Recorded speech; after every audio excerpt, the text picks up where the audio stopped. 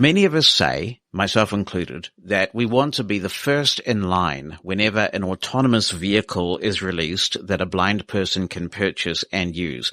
We've got some way to go yet, but there is technology in the offing that's going to be available as early as late this year that is using some autonomous vehicle technology to help blind people navigate.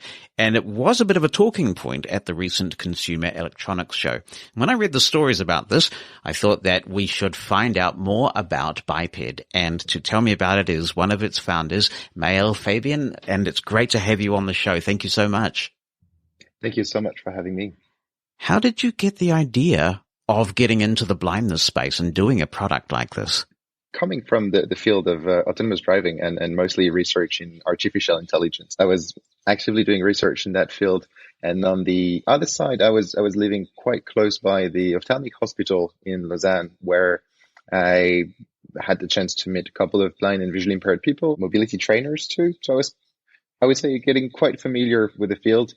And at some point, it became quite obvious that I should just bring these two together. And I started looking up on the internet what exists as solutions, and figured out there was not that much going in this direction, and that there would be a chance for us to build something valuable.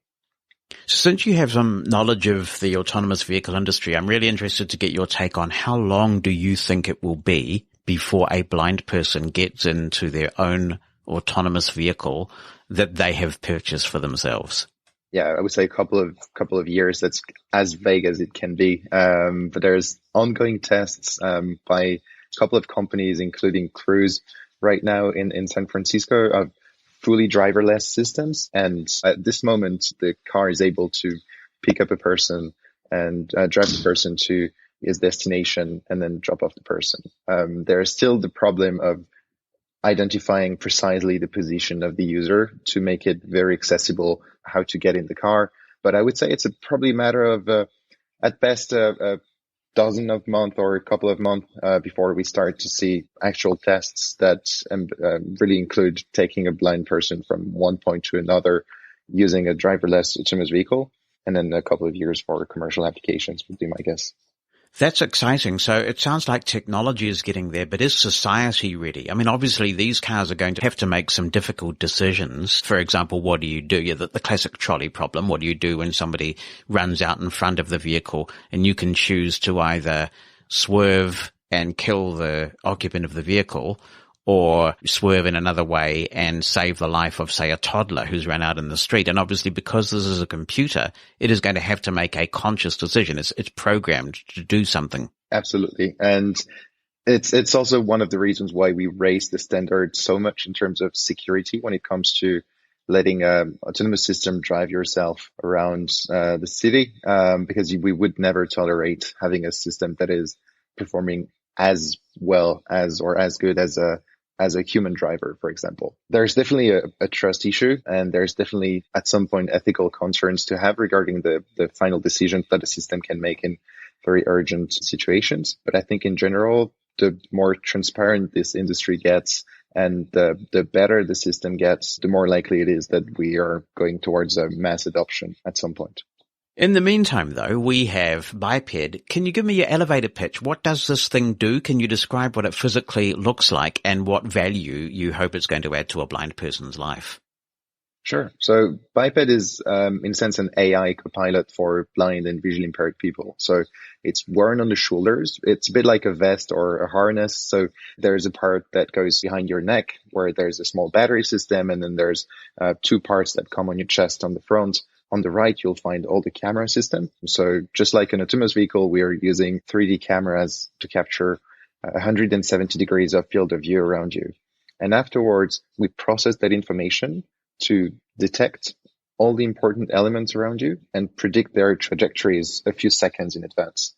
And what we are essentially doing is, instead of just vibrating or detecting that there's something somewhere, we are able to tell what it is and where is it going.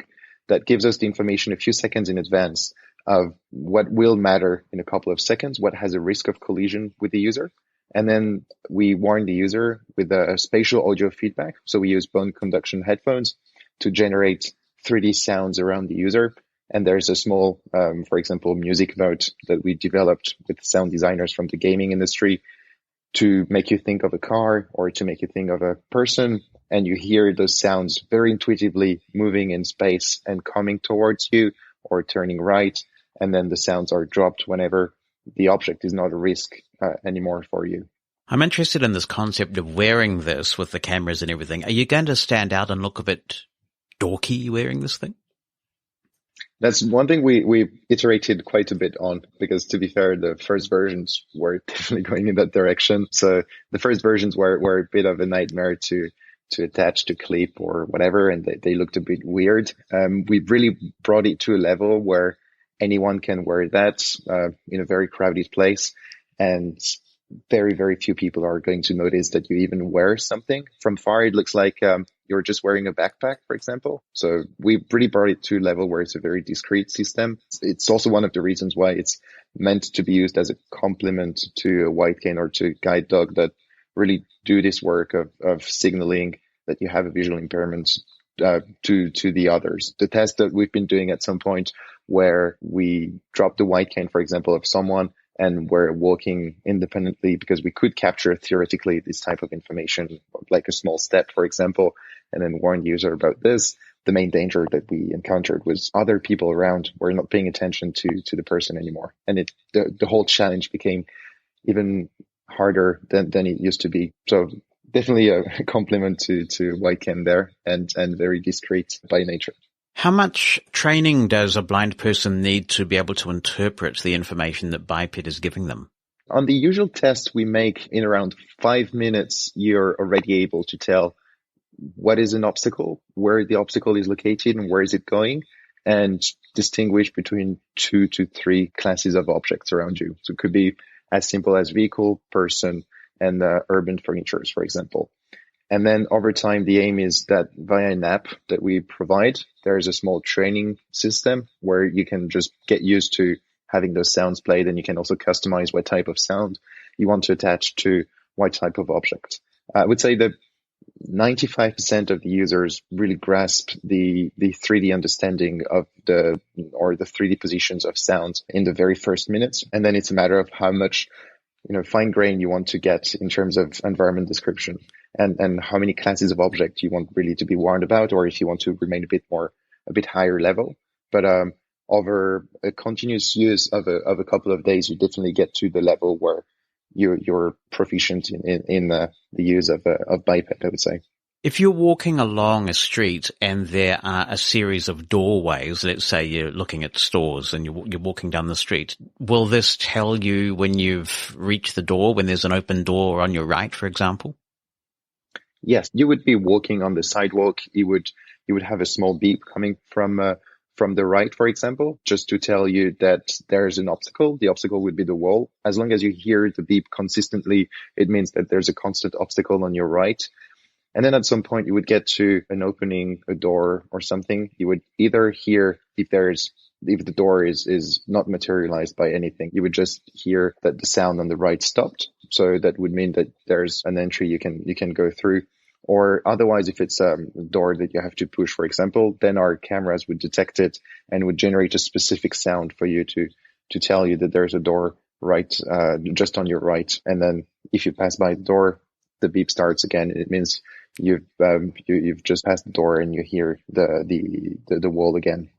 You've made several references that make it clear that you've done a lot of user testing, a lot of product testing, and that's great, because sometimes I talk with people who have got the next big idea for blind people. The only trouble is they haven't actually checked it out with blind people, and they get a bit of a shock when they do.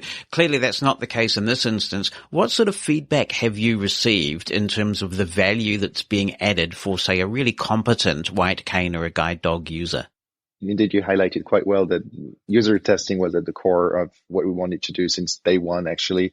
The next couple of days after we had the idea, we just contacted End User Association, just like the Swiss Federation for the Blind, which is close by from where we're based, and started drafting something together and asking them about, like, how could we apply this technology to bring something valuable in the market. From the very first test on, the software was really going in the right direction. Even with proficient white cane users, what they have as a addition is an environmental understanding of their surroundings. With the proficient white cane users, they can walk very fast. They can avoid a lot of obstacles. They know their way very well. But the problem comes in dynamic environments where lots of things can be silent, when there's lots of obstacles that might be above hip level. And what we've seen really in the test is that people like to have this aspect of being able to anticipate and take action based on what the cameras are analyzing a couple of seconds ahead. For example, if there's someone, like a group of people walking in your direction, the fact of having that information a few seconds ahead, and you know that the group is slightly on the left, you can just take one step on the right, for example, and you will not have the case where your white cane is hitting the foot of someone, and all these aspects that let you anticipate the information were things that were really appreciated. Sometimes you get the feedback that low vision guide dog handlers have to learn to trust the dog because the dog is aware of obstacles. It will weave when it's ready to weave around the obstacle. Is there a danger that for a totally blind person wearing biped, that the information it is conveying may undermine the relationship with a guide dog? That's very interesting topics. I'm not sure I can provide an exact answer to that, because I think that's also what longer run tests and market feedback will also give us once we launch the device. We really want to frame it as a complement to whatever the person might be using on a daily basis, whether it's a white cane, a guide dog, or any other assistive device. In the end, we've made the choice to really focus on the audio feedback only, no haptics, for example, just so that there's a very specialized channel for the processing of that type of information. And anything that comes from the biped device is audio, and then any other feedback, tactile information, for example, from the white cane is just dedicated to the white cane. So the ability to distinguish that that's at least the way we thought about it. And then I guess longer run tests will give us this type of information, and we'll be able to learn still quite a bit from the moment on we put that device in the hands of end users at home. Definitely. We get a lot of user feedback on this show with people emailing in and phoning in, and we've had some very lively discussions in recent times actually about whether autonomous technology like this, robotic technology to some degree, will eventually replace the guide dog. Obviously, there are some disadvantages of guide dogs. Sometimes you get refusals, which can be very stressful. Sometimes they get sick. And of course, they shed hair, and some people are allergic, all sorts of things like that. It sounds like you're not making that claim at this point, though. I don't think that there is a value really for biped to say that we want to replace a guide dog, because I guess from all the users we talk to, it also brings a lot more than just guidance and navigation. And even though there might be some downsides of owning a guide dog, because it can be lots of responsibilities, and as you highlighted, dog might be sick, you might not be able to go everywhere you want to go. But I think it's also bringing a lot more than this. So we really want biped to, for those who own a guide dog, become a complement that also, the dog is never going to tell you that, for example, there's a bike coming in a specific direction with the precise information. The dog might stop or just guide you a bit on the right to let the bike pass, but then you get that additional layer of information. And I think for all of those who do not want to own a guide dog for a various set of reasons, biped can be a good replacement at this level, but just as an option for those who cannot access a guide dog or do not want to have a guide dog. But I don't really believe in like a very strong claim of saying that biped will replace guide dogs, because it's also not the kind of a vision that I want to have for the future of what technology is bringing. Should enhance and not replace, in a sense. On the flip side, guide dogs don't run out of batteries. What do you expect the battery life to be of this device? So far, I would say it's around 4 hours of continuous use, but it's a removable battery. So the battery that you have in the back, you can just slide it out and put in a new one. So we're talking about 4 hours of continuous use, so walking and getting feedback for 4 hours, which is usually quite long. So it would definitely last more than one day for a normal use case, I would say. But then if you're going for a very long day, and visiting lots of places in one day, you can definitely pack a second battery. So there will be one in what we ship for the device. So there will be a replacement battery, and you can pack two and have 8 hours of battery. So will that have a standalone charger? So you could effectively have one in the biped and one in its charger? Yes, it will. We made the battery such that there's no specific direction in which you have to plug in the battery. So it's basically plugging in from everywhere. And there's a magnetic charger. So it's very intuitive to use. Is there a companion app with this, or is biped completely standalone? Both work. Obviously, the smartphone is bringing additional layers of, settings, personalization, training, etc., and that's what's covered by the companion app that we will launch. But we're also aware that not everybody wants to use a smartphone or knows how to use a smartphone or has a smartphone. In which case, the training part can be done with a mobility trainer, and we're working on setting partnerships at this level so that one's just able to reach out to a mobility trainer and ask for training on a specific device, and then we have a specific training program that will go through an app dedicated to mobility trainers. And then you lose a bit the flexibility of being able to change the settings, customize the sounds and everything, but at the same time it's just a simple on-off button on the device and you're just ready to go like this. I guess biped is conveying a lot of information, but many blind people will still want turn by turn. They will want to know what businesses they are passing, all of those things that blindness-specific GPS apps will do. But I guess you would just use your GPS app of choice in conjunction with this. Yeah, that's things we're actually working on, to be totally transparent. We are in the process of integrating the navigation layer. So far, I would say we have the coverage of the anticipation of obstacles and of 23, 24 classes of objects around you. So a range of up to 30 meters around you.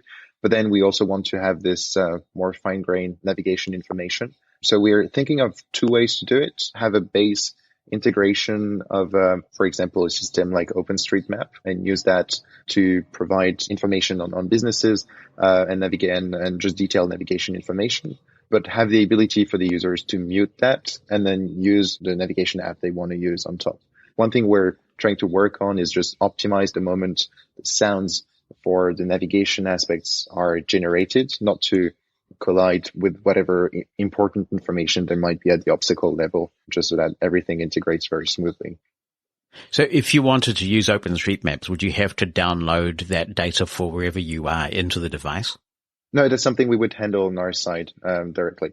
Okay. So there's Wi-Fi in the device or cellular, something like that? The device basically is connected. So it's not connected to the internet.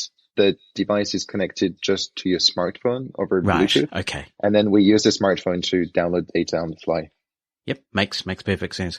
What's your launch plan for this? I read somewhere that you were hoping to launch in Europe first. Is that still the case? It is still the case. Around September, we'll have the public launch. We have a private launch before that with a couple of end users, but we will have a public launch in September, targeting most European markets. Some of them will be a bit more advanced in terms of reimbursement of the solution. And the aim is to target expansion, for example, in the American markets by beginning of 2023 or a bit earlier, end of 2022. The big question, of course, do you have any feel at this point for how much this will sell for? We're trying to set that to be, I would say, as accessible as possible by compressing the production costs on our side. Especially it's also the problem with all these technologies that rely on optical systems and cameras, especially since we cover quite a big range. We have 3 cameras inside.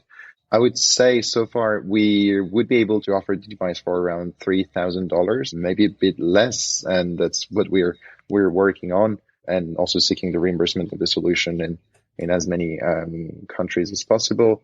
And we also want to offer a subscription model. Often, like having a lump sum payment is to require from the users, especially with a couple of $1,000, and that's something we're totally aware of.